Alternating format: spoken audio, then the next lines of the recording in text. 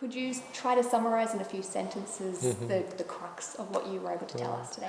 So to summarize the presentation in just a few sentences, my presentation was about human milk oligosaccharides, which is still an understudied topic in human milk research, but it is the third most abundant component in human milk, and it is not currently present in infant formula. So there's a huge difference of what infants receive.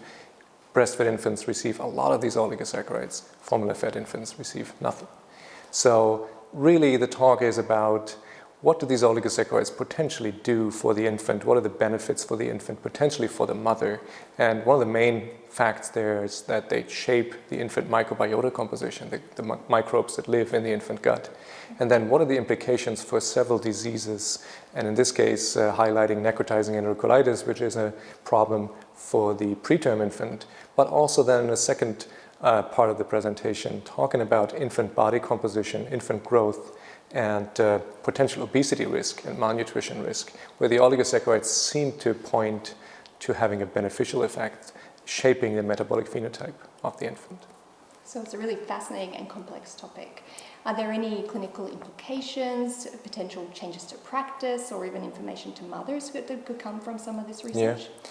So some of the clinical implications of the research, and it still needs some testing in intervention studies, but what the idea for necrotizing enterocolitis is, having identified one specific oligosaccharide that might protect an infant from necrotizing enterocolitis, can we now screen human milk to see if we have a mother milk sample that is low in this specific oligosaccharide that puts the infant at risk to develop this terrible disease?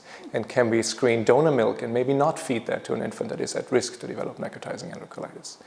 Overall, the great clinical implication for us would be, can we identify maternal factors that drive human milk oligosaccharide composition that potentially have a benefit for the infant? Can we give moms recommendations on what to eat, certain lifestyle changes that they can make to benefit their milk composition that then benefits the infant? And so thinking forward into the future, do you see any different avenues for this research? And what about yourself specifically? Any next steps? Right. Well, for me specifically, it's just great to see that there's really this hype developing around the human milk oligosaccharides. Some people call it the next frontier in human milk research. And you see that some of these oligosaccharides are now becoming available to study them individually, so you can really do structure-function relationship assays in preclinical models, in intervention studies, to really see what we hypothesized for years, for decades now. And we just didn't have the oligosaccharides available to test those hypotheses. So we can now test that and really prove that these magic components in human milk really have an effect on the infant.